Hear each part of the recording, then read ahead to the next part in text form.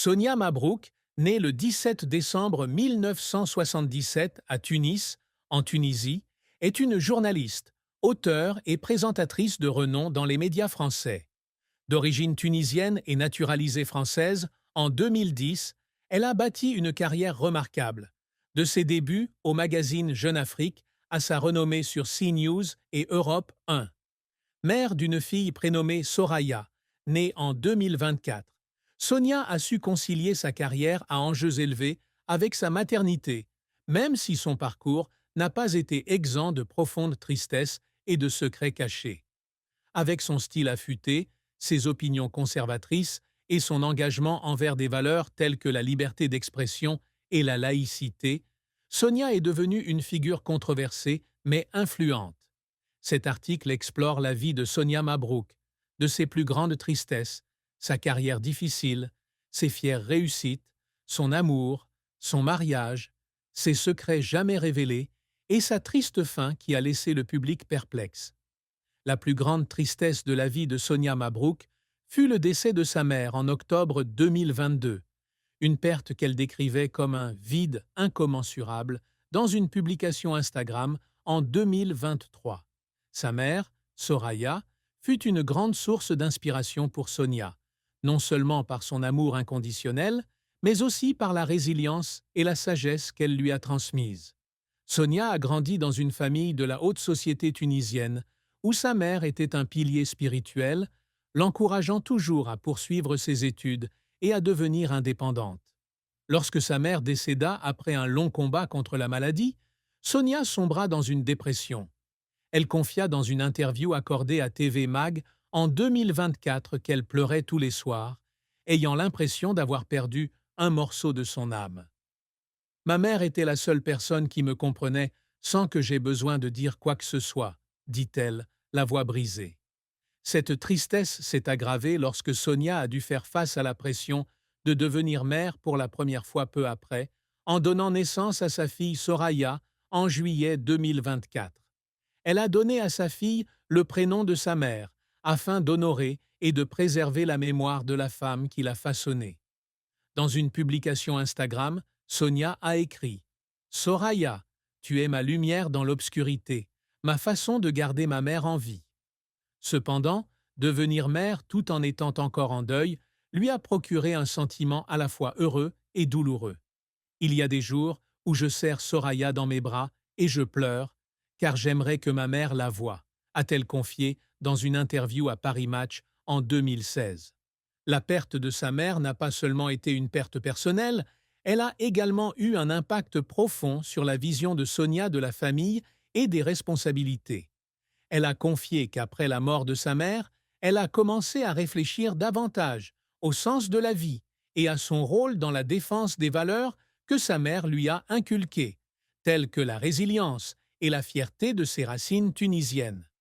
Cette douleur est devenue une force motrice pour continuer à se consacrer à son travail, mais aussi une blessure dans son cœur qui n'a jamais complètement guéri. Sonia Mabrouk a débuté sa carrière avec un solide bagage académique, diplômée de l'ICHEC Carthage, puis de l'Université Paris-I-Panthéon-Sorbonne, où elle a obtenu son DEA en 2000. Elle se destinait initialement à la maîtrise et a enseigné le management et le commerce international à l'IHEC Carthage de 2003 à 2006. Sa passion pour l'écriture et la communication l'a conduite à rejoindre le magazine Jeune Afrique en 2005, où elle a travaillé pendant 3 ans et a perfectionné ses compétences rédactionnelles sur les questions politiques et sociales en Tunisie et en France. L'un de ses articles a attiré l'attention de Jean-Pierre Elkabbach, ce qui lui a permis de présenter un journal télévisé sur Public Sénat en 2008, devenant ainsi la première femme tunisienne à occuper ce poste sur une chaîne de télévision nationale française. En 2013, Sonia a rejoint Europe 1, où elle a animé le débat des grandes voix le week-end et co-présenté le journal du dimanche soir. De 2016 à 2017, elle anime Les éclaireurs et les grandes voix vous répondez, démontrant son style d'interview pointu et sa capacité à animer les débats politiques. En 2017, elle rejoint CNews, où elle anime La Voix de l'info de 17h à 19h, puis Midi News à partir de 2019. Elle continue également d'animer l'émission politique matinale sur Europe 1 et l'émission dominicale Le Grand Rendez-vous, en partenariat avec CNews et Les Échos. Son style, qualifié de pointu et sans concession, a fait d'elle l'une des journalistes les plus en vue du groupe Bolloré. Mais la carrière de Sonia n'a pas toujours été de tout repos. Tunisienne dans les médias français, elle a été confrontée à des préjugés et des commentaires discriminatoires concernant son accent arabe, comme elle l'a confié dans une interview accordée à Sud-Ouest en 2024. Un incident mémorable s'est produit en 2021. En 2020, Elisabeth Lévy, rédactrice en chef du magazine Causeur, a déclaré à la télévision que Sonia avait un visage arabe, une remarque qui l'a profondément blessée. « J'ai pleuré après cette émission, non pas de colère, mais d'humiliation », a-t-elle confié à TV Mag. De tels moments ont redoublé d'efforts pour affirmer ses compétences, travaillant souvent tard le soir pour préparer ses interviews et s'assurer de ne pas paraître sous-estimée. Un revers majeur dans la carrière de Sonia a été les critiques qu'elle a subies pour ses opinions conservatrices, notamment sur des questions comme l'immigration et la laïcité, lors d'un débat sur « Salut les terriens ». En 2017, elle a publiquement critiqué Marwan Muhammad, le président du comité français anti-islamophobie, le qualifiant de « imposteur » pour avoir prétendu représenter tous les musulmans. Cet échange a suscité la controverse et lui a valu d'être critiquée pour ses opinions perçues comme d'extrême droite. Elle a fondu en larmes après l'émission, se sentant incomprise pour sa position, davantage ancrée dans sa conviction en faveur de l'inclusion et de la laïcité que dans son hostilité à sa propre religion. « Je ne suis pas contre l'islam, je suis contre l'extrémisme », a-t-elle expliqué dans une interview accordée à l'Express en 2017. Sonia a également pleuré en 2017, préparant une interview importante avec le philosophe Bernard-Henri Lévy en 2019 sur CNews, où elle l'a interpellé sur son soutien passé à l'ancien terroriste Cesare Battisti. L'interview était un défi majeur, car elle avait affaire à une figure influente de l'establishment intellectuel français. « J'ai veillé toute la nuit à me préparer, car je savais que si je faisais une erreur, je serais sévèrement critiquée », a-t-elle confié au Figaro. Le succès de l'interview a conforté sa position, mais la pression mentale l'a épuisée. Outre son travail à la télévision et à la radio, Sonia est également l'auteur de 3 livres. « Le monde ne tourne pas rond »,« Ma petite fille » 2017, « Dans son cou sommeille la vengeance » 2018 et « Et si demain tout s'inversait » 2024.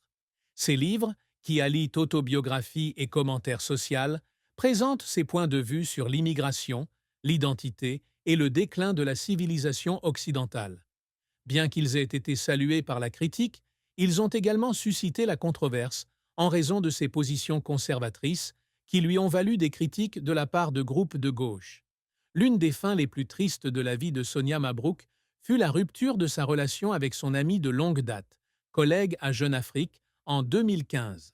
Elles étaient proches, partageant des histoires personnelles et se soutenant mutuellement à leur début.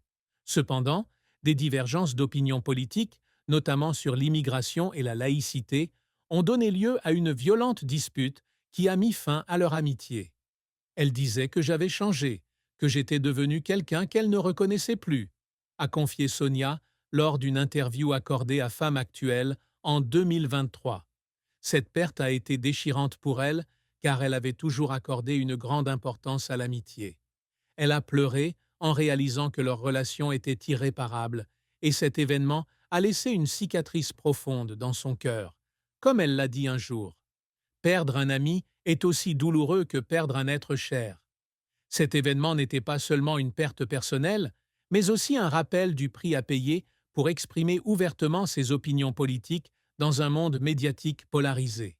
Sonia a confié se sentir isolée dans la presse française, où de nombreux collègues étaient en désaccord avec ses opinions conservatrices. « Il y avait des jours où j'avais l'impression de me battre seule », confiait-elle à Sud-Ouest en 2024. Cette triste fin l'a incité à se concentrer davantage sur son travail et sa famille, mais l'a également rendue plus prudente quant à la construction de nouvelles relations. Sur le plan amoureux, Sonia Mabrouk a épousé le célèbre chef Guy Savoy en 2018. Leur relation, médiatisée, était romantique, mais aussi difficile en raison de leurs emplois du temps chargés. On ne se voyait qu'entre les services et les interviews. Il rentrait tard, je me couchais tôt. C'était des moments volés, confiait-elle au Journal du Dimanche en 2020. Cependant, leur mariage a pris fin en 2022, 4 ans seulement après son début. Sonia a révélé que les pressions professionnelles et les différences de style de vie les avaient séparés. J'ai pleuré quand nous avons décidé de nous séparer, non pas parce que je ne l'aimais plus, mais parce que j'avais l'impression d'avoir manqué à quelque chose de précieux, a-t-elle déclaré dans une interview accordée à Voici en 2022. Après sa séparation avec Guy Savoy, des rumeurs ont circulé selon lesquelles Sonia aurait eu une relation avec le chanteur Pascal Obispo en 2023, mais tous deux ont démenti ces rumeurs. Dans une interview accordée à Chez Jordan en